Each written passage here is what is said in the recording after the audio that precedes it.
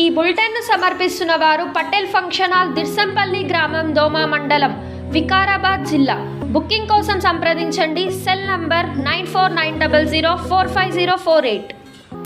ప్రభుత్వం ప్రవేశపెట్టిన అభయహస్తం దరఖాస్తులను ప్రతి ఒక్కరూ సద్వినియోగం చేసుకోవాలని జిల్లా కలెక్టర్ నారాయణ రెడ్డి అన్నారు. శుక్రవారం వికారాబాద్ జిల్లా పరిగి మండలంలోని పెద్దమాదరం గ్రామంలో ప్రజాపాలన కార్యక్రమంలో Parigi MLA doctor T Rammohan Reddy పాల్గొన్నారు. లబ్ధిదారుల నుంచి దరఖాస్తులు స్వీకరించారు. ఈ సందర్భంగా ఎమ్మెల్యే మాట్లాడుతూ 6 గ్యారంటీల గురించి ప్రజలకు తెలియజేస్తూ దరఖాస్తులు పెట్టుకోవాలని లబ్ధిదారులకు తెలియజేశారు. ఈ కార్యక్రమంలో పరిగి మండలం కాంగ్రెస్ పార్టీ అధ్యక్షులు భూమన్నగారి పరశురామరెడ్డి, ఎంపీపీ అరవింద్రావు, జడ్పీటీసీ హరిప్రియ ప్రవీణ్ కుమార్ రెడ్డి, సర్పంచ్ రాములు, ప్రతినిధులు, గ్రామ నాయకులు, ప్రజలు పెద్ద ఎత్తున పాల్గొన్నారు.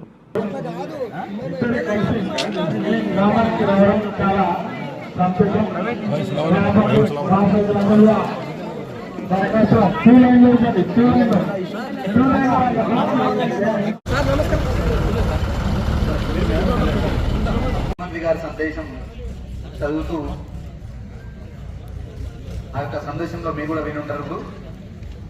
ఈ సందేశంలో ఉన్న 2వ పారాగ్రాఫ్ ఒకసారి చూస్తే 2వ పారాగ్రాఫ్ లో ముఖ్యమంత్రి గారి యొక్క సందేశంలోని 2వ పారాగ్రాఫ్ లో ఈ విధంగా మనకు రాసి ఉంది. అంటే ఈ యొక్క ప్రజాపాలన యొక్క సందేశంలో చివరి వరుసలో ఉన్న పేదవారికి కూడా సంక్షేమ పథకాలు అందినప్పుడే ఈ రాష్ట్రం, ఈ దేశం అభివృద్ధి చెందుతుంది. ప్రజాపాలన ఉద్దేశం నిస్సహాయులకు సహాయం చేయడమే.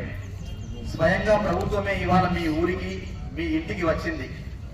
మహాలక్ష్మి, రైతు భరోసా, గృహజ్యోతి, ఇందిరమ్మ ఇల్లు, చేయూత పథకాల కోసం అర్హులైన ప్రతి ఒక్కరి నుంచి దరఖాస్తులను స్వీకరిస్తుంది.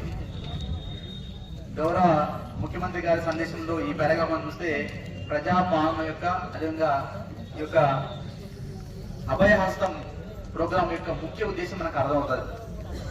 అంటే చివరి వరుసలో ఉన్న పేదవారికి ఈ యొక్క సంక్షేమ పథకాలు అందాలన్నది ప్రభుత్వం యొక్క ముఖ్య ఉద్దేశం. అంటే అట్లాంటి వాళ్ళతో కూడా అదే గ్రామానికి వెళ్ళి మనం దరఖాస్తు తీసుకున్నాం. ఎక్కడో మండల హెడ్ క్వార్టర్లోనో లేదా జిల్లా హెడ్ క్వార్టర్లోనో కాదు, వాళ్ళ గ్రామానికి మనం వెళ్దాం. అట్లాంటి వాళ్ళందరికీ కూడా మనమే దరఖాస్తు తీసుకొని వారికి ఈ యొక్క సంక్షేమ పథకాలు అందించే విధంగా ముందుకు వెళ్దామనే ఉద్దేశంతో ప్రభుత్వం ఈరోజు అభయహస్తం అనే ప్రోగ్రాం ద్వారా అందులో 6 గ్యారంటీలను ప్రజలకు అందించే విధంగా ప్రస్తుతం ఈ యొక్క ప్రజాపాలన కార్యక్రమంలో ప్రతి ఒక్క కుటుంబం నుంచి కూడా అప్లికేషన్ తీసుకునే విధంగా, అంటే అర్హత ఉన్న ప్రతి ఒక్క కుటుంబం నుంచి కూడా అప్లికేషన్ తీసుకునే విధంగా చర్యలు తీసుకుంటా ఉంది. ఇందులో మనకు ప్రోగ్రాం నిన్నటి నుంచి స్టార్ట్ అయింది. మీ గ్రామంలో ఈ రోజు స్టార్ట్ అయింది. ఇక్కడ అప్లికేషన్స్ ఎవరు చేసుకోవచ్చు అంటే ఈ 6 గ్యారంటీలకు సంబంధించి ఎవరైతే అర్హత ఉందో వారందరూ కూడా కుటుంబానికి ఒక దరఖాస్తు పెట్టి సరిపోతుంది. అంటే ప్రతి ఒక్క దానికి పెన్షన్ కోటి లేదా రైతు భరోసా కోటి ఈ విధంగా కాకుండా అన్నింటికి ఒకటే దరఖాస్తు, కుటుంబానికి ఒక దరఖాస్తు పెట్టి సరిపోతుంది. అట్లే దరఖాస్తు ఎవరికి ఇవ్వాలి? దరఖాస్తు మీ దగ్గర ఈరోజు గ్రామంలో జరుగుతుంది కాబట్టి ఇక్కడ ఈ రోజు అందరూ వచ్చి గ్రామ సభలో తప్పకుండా ఇచ్చే విధంగా చర్య తీసుకోండి.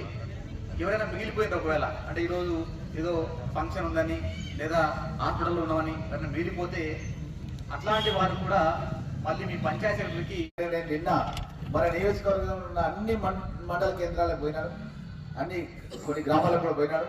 ఇక్కడికి వెళ్ళినా సరే ఇలాంటి ఇబ్బంది లేకుండా ప్రజల ముందుకే పాలన నిజంగా ఏ విధంగా జరుగుతుందని చూసినాం. నిన్న కుల్కచర్లో సౌమ్య అనే సర్పంచ్, హెడ్ క్వార్టర్ సర్పంచ్ చెప్తుంది, నేను 5 ఏళ్ల పీరియడ్ లోపల నా ఒక నెల రోజుల పీరియడ్ అయిపోతుంది, ఇంత మంచి కార్యక్రమం కనీసం నేను ఈ నెల రోజులలో ఈ కార్యక్రమం చేసిన అని చెప్పి ఆమె చెప్పడం. అంతకుముందు ఉన్న సర్పంచ్ చెప్పాడు, నాకు అవకాశం దొరకలేదు సార్, నా 5 ఏళ్ల తనకేమో అవకాశం దొరికిందని చెప్పాడు.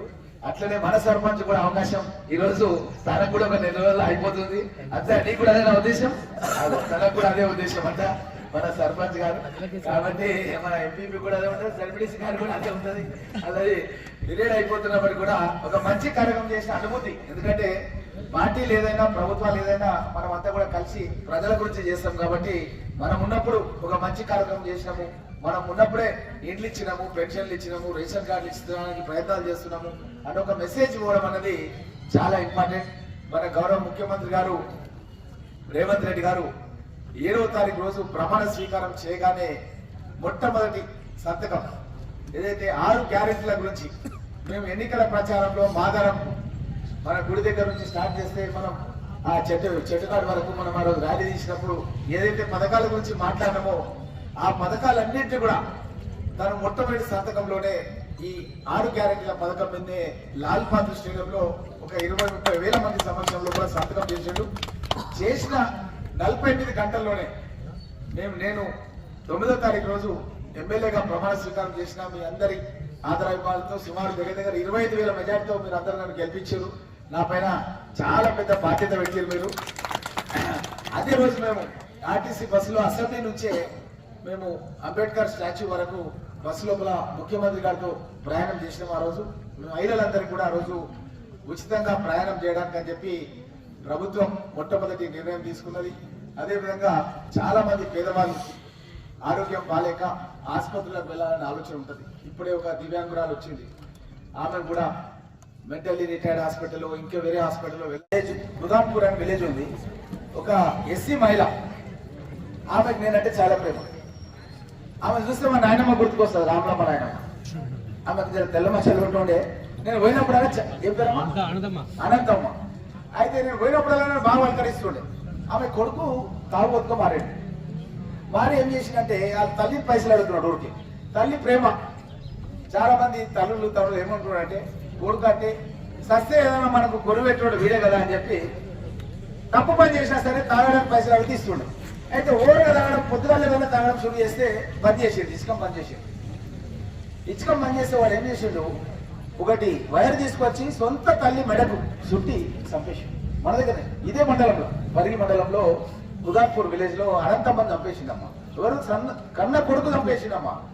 తల్లి సహజంగా చచ్చిపోతే దాన సంస్కారం చేసిన కొడుకు తల్లి బతుకున్నదనే చంపేశాడు. అంటే ఇంత ఘోరంగా ఇది బెల్ట్ షాపులు అనేది వ్యవస్థ తయారైంది.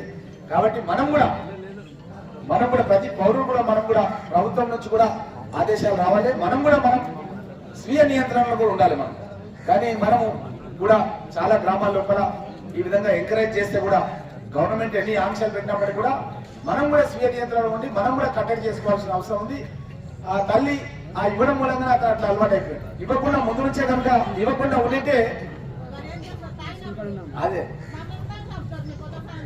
అవును అదే ఉందమ్మా దాని గురించే.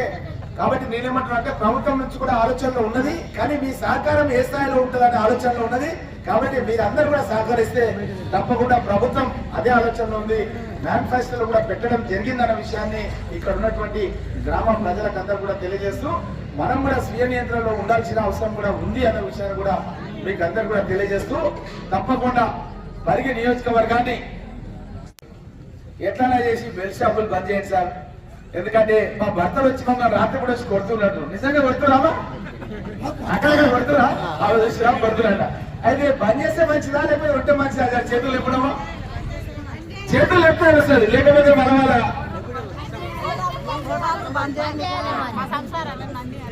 నాశనం అవుతుంది. అయితే అని చెప్పి మనం ఆల్రెడీ మన మేనిఫెస్టోలో పెట్టినాం. ఆల్రెడీ నేను అసెంబ్లీలో మొట్టమొదటి స్పీచ్ లో కూడా నేను చదివినాను.